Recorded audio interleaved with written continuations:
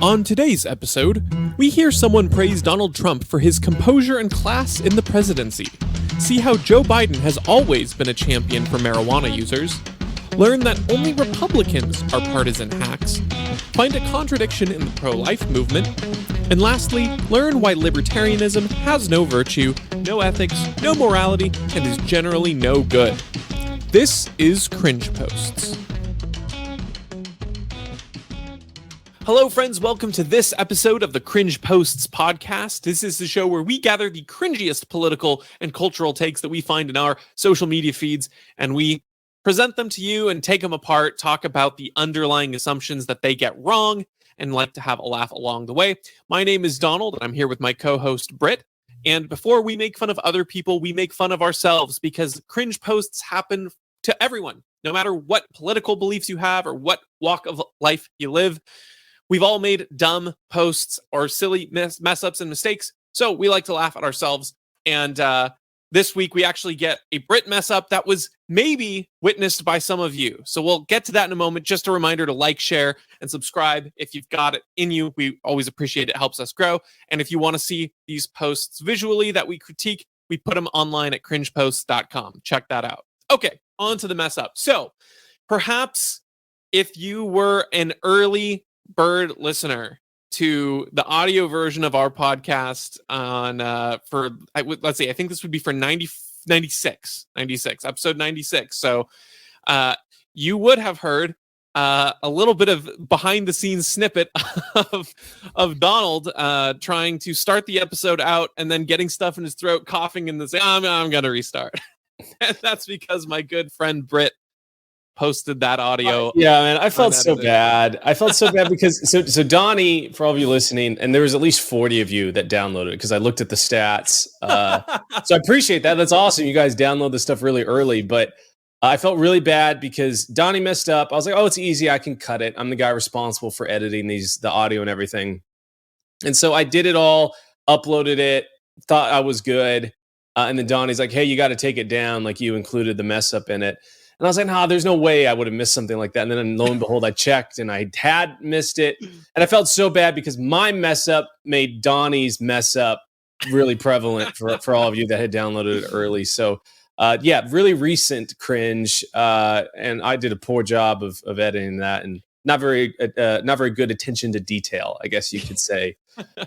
Well, it's always the worst feeling when there's something that you know someone comes back like, oh, this thing isn't right, and in your head you're like, there's literally no chance, like, oh come on, like this is definitely a user error. and then you're like, how did I miss that? Oh, it's terrible. But this was not a big deal, fortunately. I appreciate your grace. Okie dokie. Moving on from that, we're going to move on. And this is I feel like this episode is almost all verified. Blue check mark cringe. I think there's one post that's not. So, but look forward to some blue check mark, the blue check mark special. So this one comes from Nick Adams.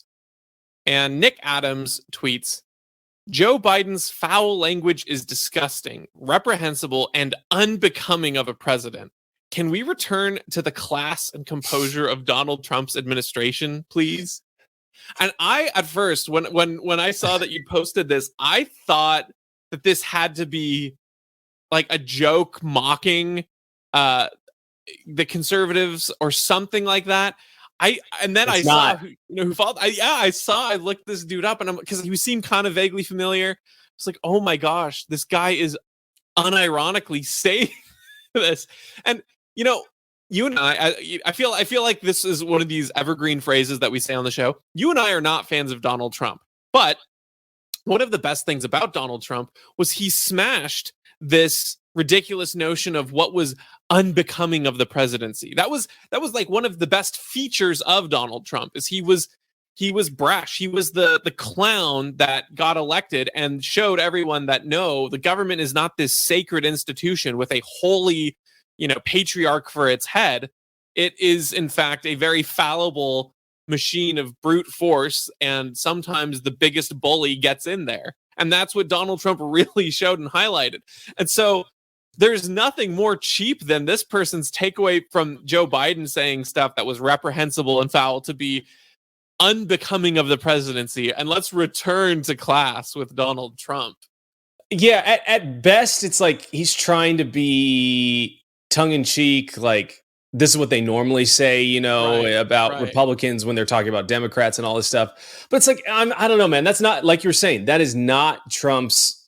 I'd argue that that's his best quality was that he pulled the mask off of, like, oh, this is all just like bullies and jerks and psychopaths that want to be in power. Like, he showed that out, and so everyone's like, oh, like, maybe we shouldn't have some guy at the top because they all hide their own ulterior motives.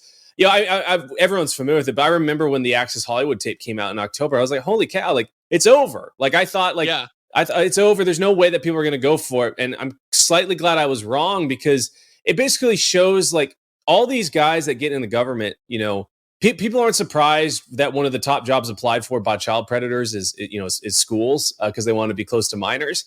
And so why are we surprised that power hungry, mad psychopaths also want to, be in positions where they have the ultimate power of life or death and theft over individual people that they see all around them? And so that was one of the really good things. It's like, oh yeah, like, this guy is a jerk. He still got into office. Don't you think that could happen again? And if it could happen again, don't you think it's probably happened in the past? And maybe it's happened so much that almost every single person that's been in office is probably just as dirty.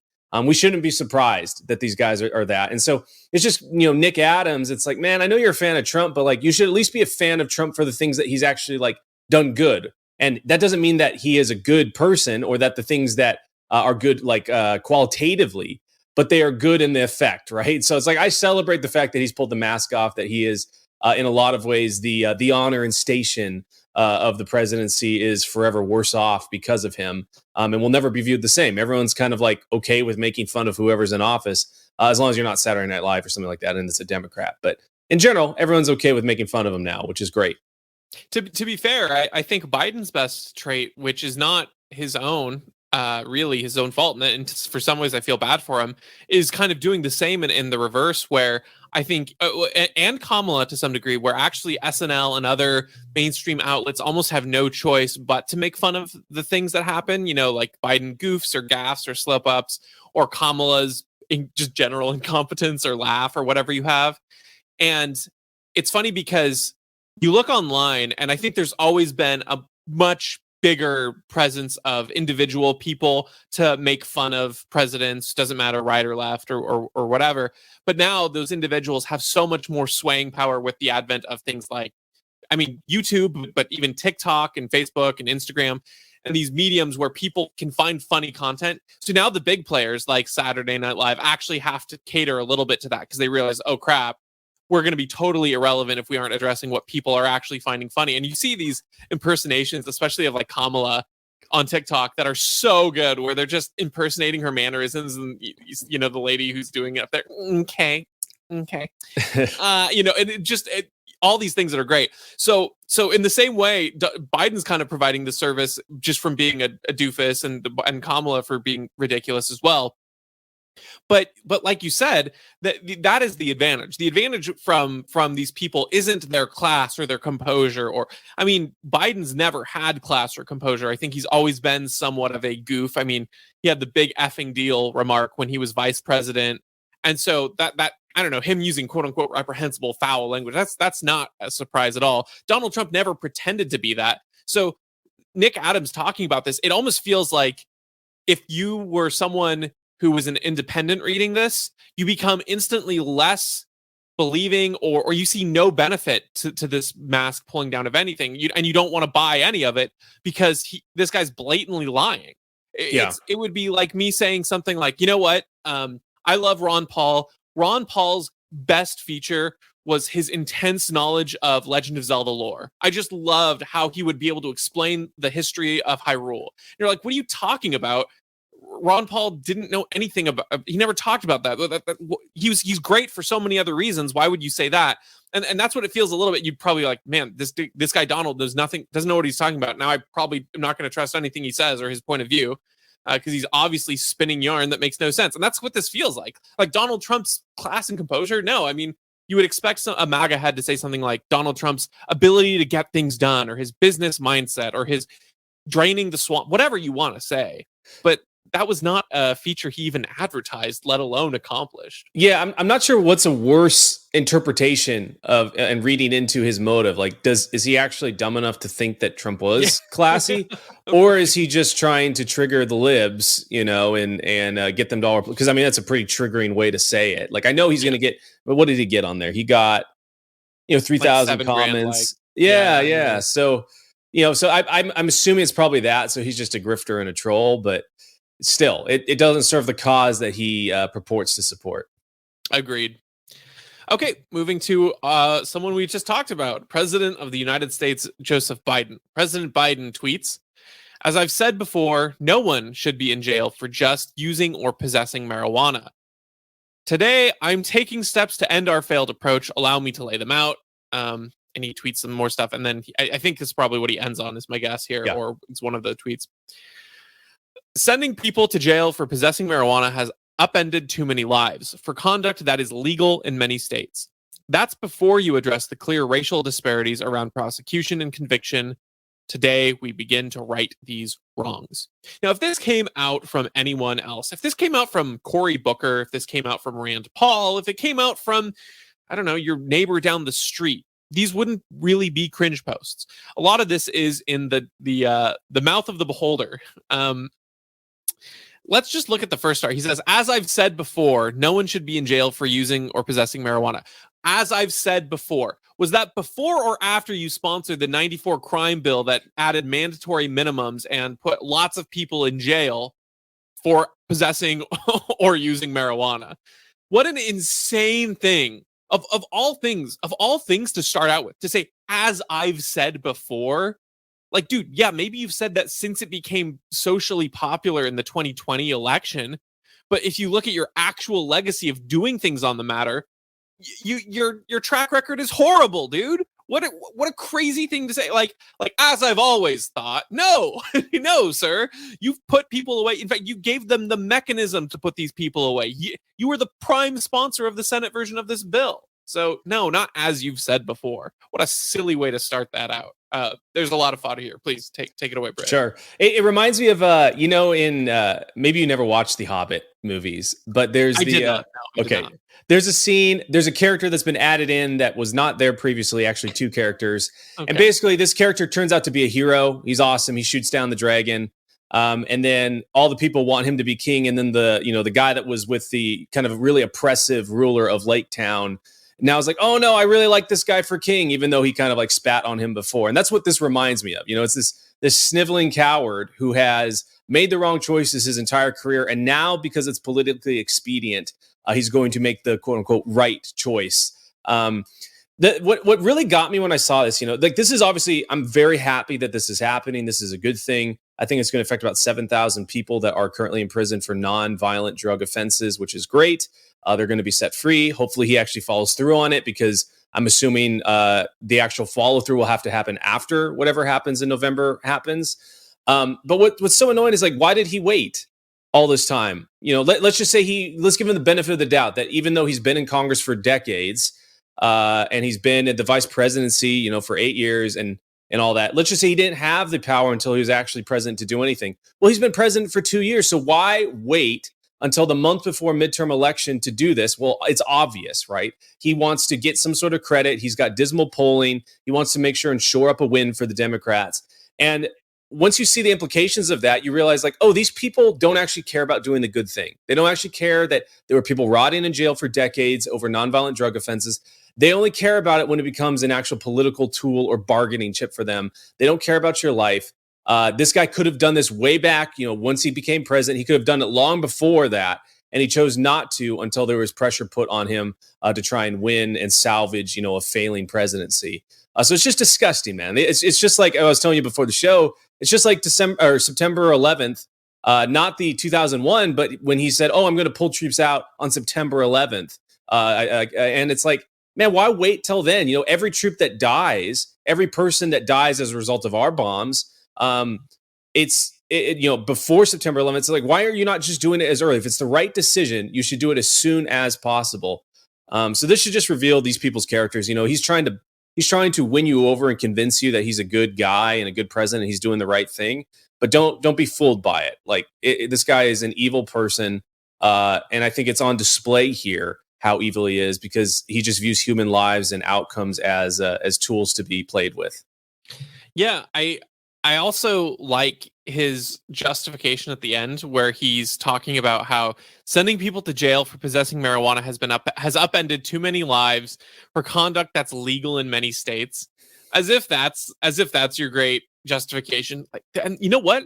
And this behavior is even legal. It's like, yeah, it never should have been made illegal. And frankly, again, everything you've done in your actual track record so far has added more laws to the books against this on the federal level.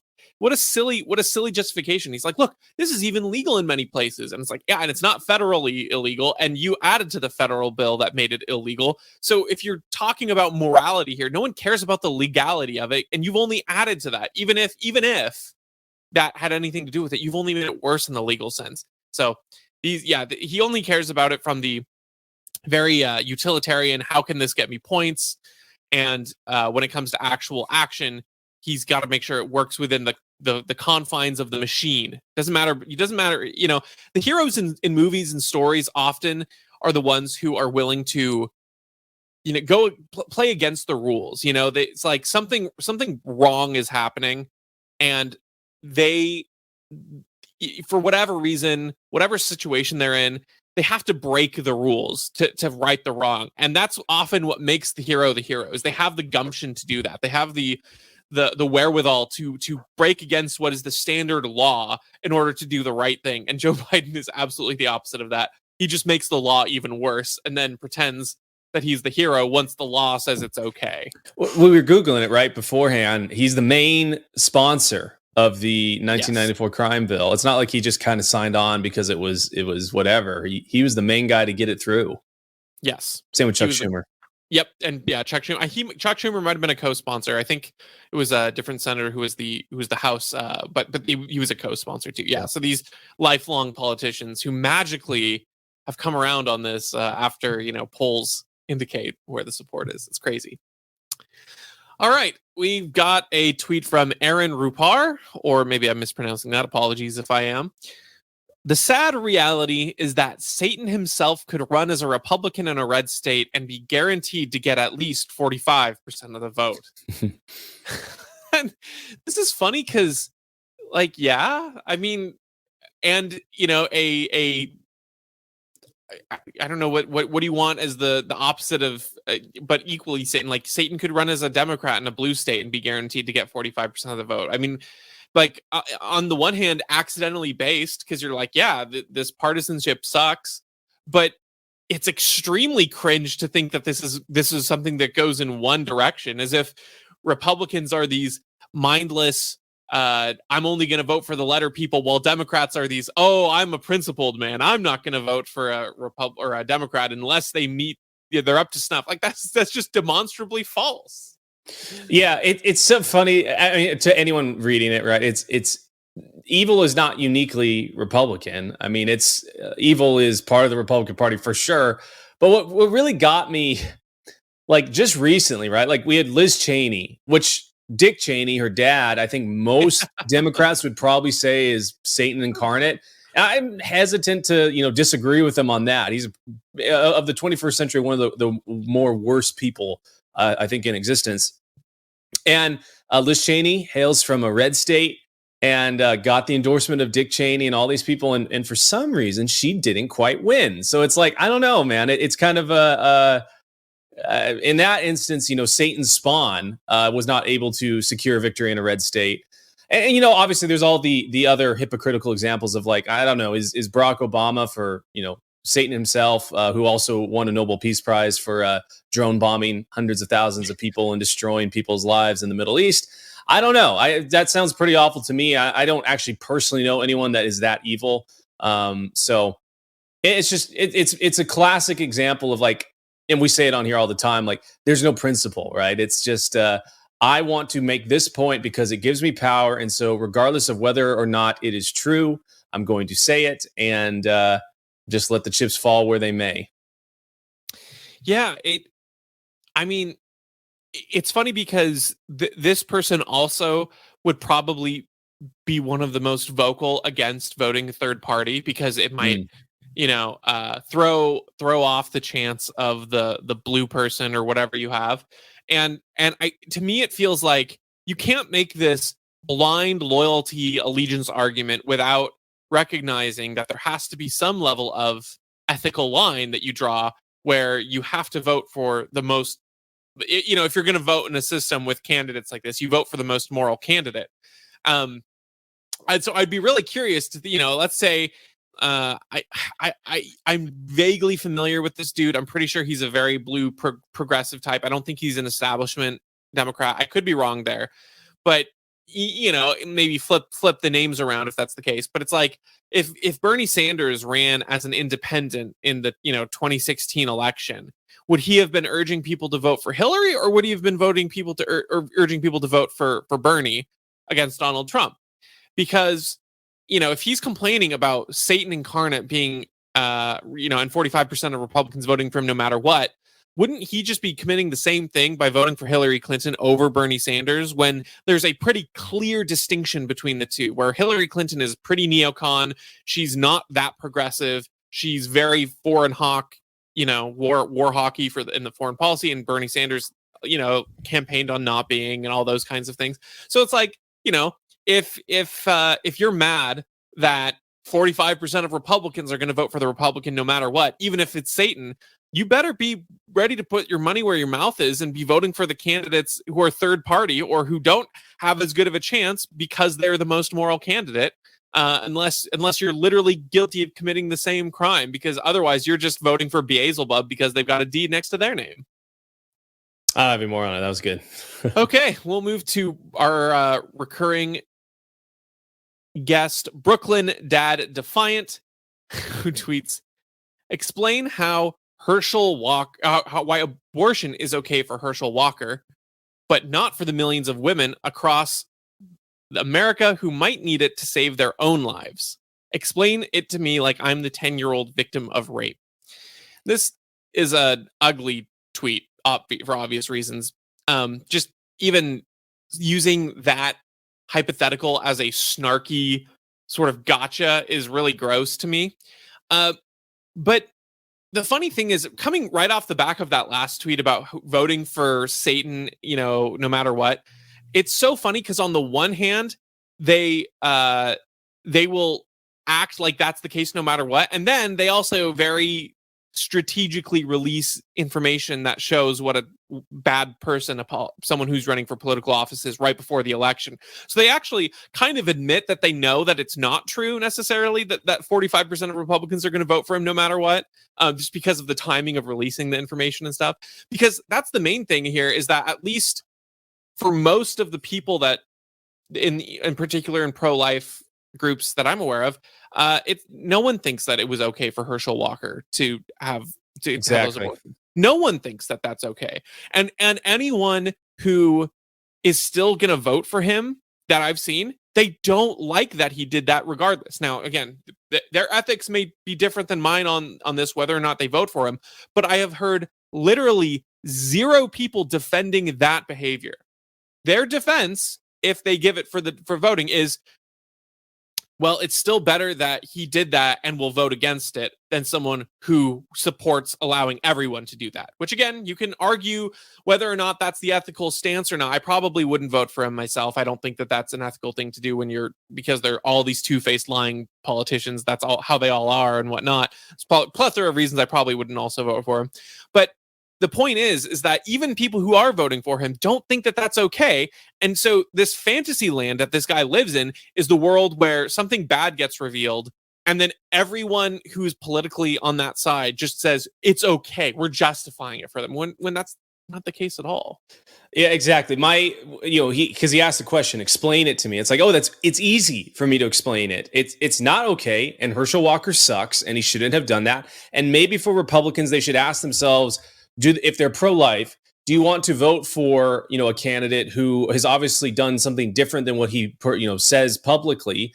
do you actually think he's going to vote along those lines? I think that's an actually good question to ask, but that doesn't have any bearing on whether or not abortion is okay, just because the messenger of something, sucks. And this is kind of a classic way that these folks kind of argue, especially about abortion. They'll point out hypocrites that hold the principle or purport to hold the principle that abortion is wrong. They hold their hypocrisy as evidence that the principle isn't good. But the hypocrisy has nothing to do at all with the merit of whether abortion is okay or not okay. You actually have to argue against what the pro-life person is trying to say, regardless of whether they've lived that principle out or not. And in this case, with abortion, it's an unborn child is a human being, and it is wrong to kill a human being, therefore, out of convenience sake. Therefore, it is not okay to abort a child, an unborn child. And this guy also says, but not for the millions of women across America who might need it to save their own lives. Like, that's just so disingenuous. Like an ectopic pregnancy or a pregnancy that is that could potentially kill a woman. There's not millions of those that happen. There are definitely millions of miscarriages and things like that.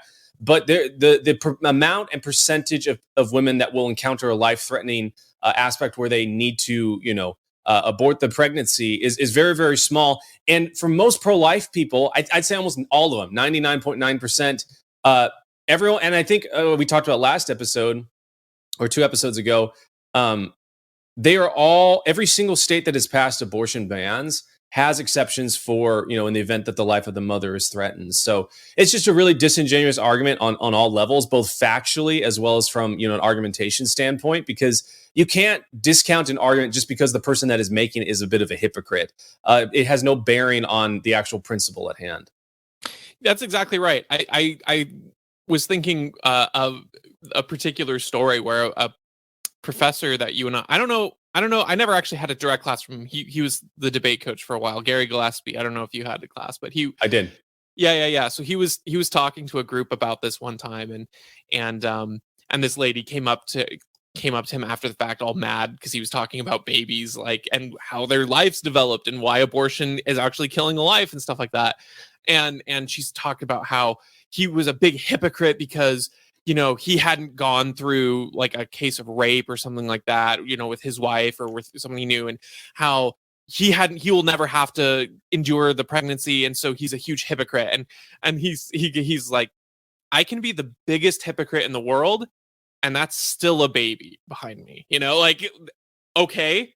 And so it's this sort of gotcha that it's not an actual gotcha that they always try to present. And from the perspective of, in my opinion, anyone who's paying attention, if your principles and your worldview is centered around any kind of teaching from a person on this, like if your worldview is taken from any person, whether it's yourself or from something you've heard from someone else, it's going to be taken from an imperfect person who's failed in some way, who's not perfect. And literally no human has been perfect except for Jesus Christ. And so if your teaching and your worldview is taking inspiration from anyone on this planet, then you're going to be believing things that hypocrites have said or taught. That doesn't change the principles or the foundational truths of them. So again, this perspective that these people have, they think it's this big gotcha, but it's really not. It's not.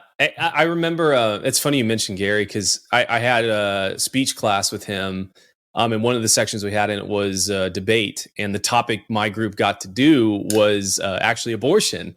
And I remember, because Donnie and I, for those of you who don't know, we went to a Christian university, and it was really stunning to me because we were, the side that I was on was the pro-life side, and then there was the pro-abortion side. And it turns out that, the pro-abortion side, I saw the beginnings of Christians being like, no, it's okay, arguing for it and believing it, which was really crazy to me.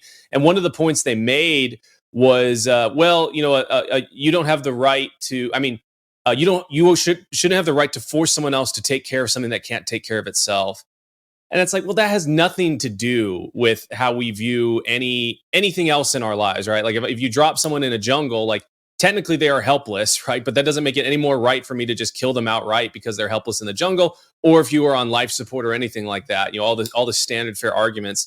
And Gary was the sole judge of that debate, and I think he might have been a little bit biased in some ways, but I also like to think that I made the best argument. So right. he awarded us the win, and we got an A and they got a B. So it was dope. Good old Gary. Okay. Good artist too. Yes, that's true. That's true. He's done a lot of good art. Okay, we're moving on to our last piece here. And this one is from the first non-verified. We start with the verified, and then we get into non-verified. There's two verifieds in this, though. That's true. There are two verified. Yeah. We've got a very heavy ratio today. So the Associated Press tweets out, a Colorado baker who won a partial Supreme Court victory after refusing on religious grounds to make a wedding cake for a gay couple a decade ago is facing complaints he refused to make a birthday cake celebrating a gender transition. And of course, this was from the same guy who had that it was like Masterpiece Cake Shop, I believe, something along those lines. Jack Collins. Yeah. And the Libertarian Party of New Hampshire replied, libertarians are the only party with a solution to this problem. Abolish civil rights laws. And there's a reply here from an anonymous individual who tweets, no conscience, no empathy, no ethics, no morals, no values, no sense of justice, no sense of equality, no sense of equity, no sense of history, no sense of reality. I can see why libertarianism is attractive. And, the funny thing that this isn't even a major point. It really isn't, but it just makes me laugh is even in the little snarky end tweets there, this person capitalizes some of the letters, starts capitalizing justice, equality, equity, history, and reality. I don't know why that rubs me the wrong way. I think it's because it almost deifies these concepts in a way that, they have to be proper nouns, they have to be capitalized, like they're these gods that we must recognize of equity and justice. So you don't even know what those terms mean in most cases. But yeah, obviously this is silly. I mean, this is kind of like what we talked about, I think, on the last episode, where these people are just hunting him down and trying to bait out these cases. They don't really want a cake that's celebrating their gender transition from him. They want to get him in trouble. They want to set this legal. They want to bully everyone into establishing their, morality as the correct morality, establishing their whims as the correct whims. Their lifestyle has to be the only one that can be operated. And that's why they're seeking out this individual to make this cake. Not because they need the cake that badly from this particular shop. It's because they know he's the one who will refuse and give them grounds to try to bully everyone in the country to make anything that they want. But obviously there's the tweet after, which I'll let you start out with if you want, or on the situation. Yeah, sure. So what's funny about this is, as with a lot of these things, and we didn't show this person's profile picture, but it's a rainbow, and they've got a Ukrainian flag and things like that all over their stuff, and so it's just projection, because while they would like to say, and the argument they try to make is that because libertarians or anarchists like you and I don't want to have government, think that government is inherently an infringement upon rights and that it never makes anything better, that really our motive is we just want no rules. We're libertine. We think that everyone should be able to do as they please, to whoever they please, whenever they please.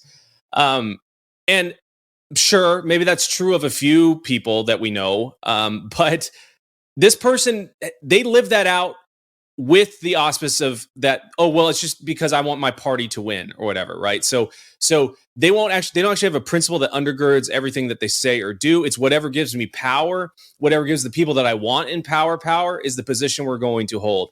So you see this, right? Like I was talking about earlier, Barack Obama, Nobel Peace Prize winner, talked about, I want to end the wars and all this stuff, and then went on to be the president that started and got us involved in the most wars in U.S. history in one term. Also drone bombed and killed tens of thousands of people, including U.S. citizens, without any sort of judge or jury involved. And only president to stay in war every single day of his presidency in the U.S.'s history. That's a great point. Yeah, that's a huge point. And then you see, all these other all these politicians like Gavin Newsom, locks down the entire state, and then he goes and has dinner without a mask on with a bunch of friends and stuff like that. So all these guys, every single politician regardless of party or not, because they're in power, they don't have a conscience. They don't have any empathy. They don't actually care about equality. They only care about these things in as much, just like Joe Biden passing the marijuana law. They only care about you in as much as you are able to give them power to tax, steal, kill, and destroy at their will with the power of the government behind them. And so this guy is guilty of that. And this can be true of anyone, right? It's not just true of libertarians. Libertarians just say, hey, like, we don't think that the government should have the ability to determine what is right or wrong. We think that individual people can do that as long as it adheres to the non-aggression principle. And that is the principle I think most libertarians, I'd say almost all, adhere to, and saying that, look, the non-aggression principle is you can't, hurt other people unless they're actually threatening, to hurt you or actively harming you. And you have to honor contracts, and you can't lie, cheat, kill, steal, destroy, or any of that stuff. Everything else outside of that, as long as it's voluntary, it's an okay transaction. And that is a principle that can be applied across all belief systems, all religions. Basically, everyone, I think, would agree upon that principle, except for the politicians that rule us, obviously. Yeah. In summary, don't hurt people, don't take their stuff. Yep. That's and almost everyone agrees with that. Isn't that nuts? Everyone, if you walked up to anyone on the street and said, hey, don't hurt people. Do you agree with these statements? Don't hurt people. Don't take their stuff unless you're trading with them or they voluntarily give it to you. Everyone would agree with it. In practice, these politicians take umption with that. I've been watching Under the Banner of Heaven. Have you seen that show? No. It's with Andrew Garfield. It's about, it's cool. It's kind of True Detective, but in Utah with Mormons and stuff like that. But anyways, you know what? I've seen an episode or two. I think my wife. Yeah, it's pretty good. But the big bad villains in this series, they've got, I think episode 4 is when they kind of come out, are these anti-income tax, people that want to just live up in the mountains, like, oh, how bad, and they literally have a Ruby Ridge moment where the feds go and kill a bunch of people and stuff like that, and there's all this violence. It's like, man, like, these politicians, they actually do want to take your stuff. They do want to kill you. They do think it's okay to do all that stuff because they want your income. They want you to work for them. They want you to be a slave. Yeah, I struggle with, this idea that there's no conscience, no empathy, no ethics, because, the libertarian notion isn't trying to dictate what those things are. And really, when it comes down to it, politicians have gotten away with placating people by saying that they're defining these virtues, whether it's Republicans that will grandstand on the morals of, like, we have to honor the police and we have to honor this country and, talk about the morality of what's right in that way, or even the morality of something like we need to protect the unborn, and then they don't actually do anything legislatively, and it actually, and it takes the Supreme Court to overturn Roe v. Wade rather than there being some sort of legislative protection. Or if it's Democrats that are talking about, what the right thing to do is with healthcare and all this stuff. But it's frustrating because the human tendency for all of this is like laziness and a shortcut. And it's not fun to recognize or realize, but human nature is such that most people, if you can get credit for doing less of the job than is necessary, you'll take that credit and you won't do the full job. And so when they grandstand on these morals and they talk down about it, it's like libertarianism is just saying that people should be free to do as they want, and they shouldn't be dictated by these rules that are set up by people who are almost certainly doing less, if not actively doing harm in these ways. And I think about, more examples. You were listing off all of the, politicians and presidents that have done these things that say they're going to do one thing and do another. But it even happens on the local level with people who are supposedly interest groups for specific causes. So I'll give you an example. A lot of people would, even my default assumption with an environmentalist group, and again, I'm not talking about a politician that's elected or anyone who's in power, but people maybe who have local power or something, but they avowed environmentalists who care about the environment and they want us to move to green tech. Most of the time, I would assume we agree on taking care of things. We just disagree on the ways that we get there the most effectively, the most efficiently. And I tend to think that markets and innovation are going to do a much better job of solving problems related to changing climate, relating to preservation of forests and minimizing wildfires. And I think there's demonstrable evidence for this. And they think that government doesn't do that. But the problem is that even these self-avowed people who I would think are more attuned with principle than the average politician is. So, you might think, okay, well, this person, if they get their agenda, they're going to go in because they're doing it for a cause. Well, you look at examples. My coworker and just really interesting guy. If you should go give him a follow, Todd Myers. He's our environmental director at Washington Policy Center. He wrote this book a number of years ago, great book called Ecofads, and it's full of highlighting all of the ways where people in power and politicians love to say they're for environmentalists. They love to say that they're pro fixing these problems, and then when it comes down to the policies that they put into place, they don't actually solve the issue. And so it's a lot more about looking green. It's a lot more about looking like you're flashy. And so it's, to go back to this person's tweet, it's a lot more about listing all these virtues, tweeting saying that, oh, you have no conscience, empathy, morals, values, justice, equality, equity, history, or reality, but I do. But when it comes down to the things that these people do, they don't have them. So in this book, one of the first examples he gives is this school district wanted to mandated these green school buildings. Okay, they had to be energy efficient. They had to be under these new regulations. They had to use new, and it was going to be super expensive to build these new buildings and replace the old ones. And when they did the evaluations, all of the cost to build and the payoff in the years to come based on the resources that it would take, they were less green than keeping the old buildings. And they went forward with the project anyway, because as a council member, you get to put your name next to this project that has green by it. So this person complaining about all these no conscience, no empathy, it's like, you can say that all you want, but all libertarianism is letting those things fall to the individual instead of pretending that the government or these politicians care about these things and are going to make people follow them, because they don't care about it, and they're just going to make your life worse by imposing these things and not actually achieve any of the ethical or moral or even effective results that you want. So that to me is what's so frustrating when people talk about politics in this lens of like ethics and stuff. It is like, politicians don't follow through with it. Not even your local city council members care. As long as it gets them re-election, they'll put their name by it, regardless of the actual effective outcome. I'm glad you brought that up, because it all comes down to trust. And my band had this phrase, as we would evaluate whether people could join or not join, or if we were looking at a new guitar player or bass player or anything like that, we had this philosophy of, look, like, we agree on where we're going, what's the end destination, and we're going to argue a ton about how we get there. But that's what matters. That's the best type of argument to have, is how do we actually get to a destination that we all agree that we're trying to reach? And we all trusted each other, right? That we want to be as good and as excellent and as successful as possible while living out our life principles and morals and all those things. And I think that when you look at people on an individual level, right? Like, it's really easy, even if I meet someone who is diametrically opposed to me. I work with a guy who told me, self-proclaimed socialist, also one of my best friends. He and I get along just right, because we both trust that each other just want a better world, and we want people to be able to live their lives out in such a way that is happy and good, and they can pursue all that, and we don't want bad things to happen.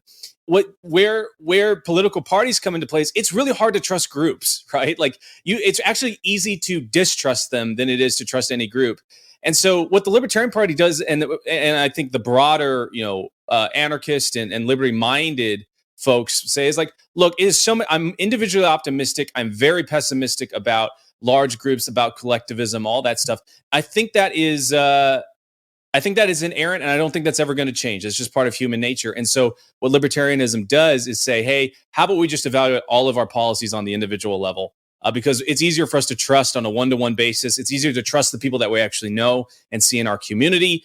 We all know what, I know that the person that's living next to me probably has the same end goals, even if we don't agree how we get there, as I do, because they're close to me, probably work in the same sort of industry that I work in, live in the same area. Very hard for me to trust someone that is in Washington, D.C. to know what it's like to live here in Snohomish, Washington.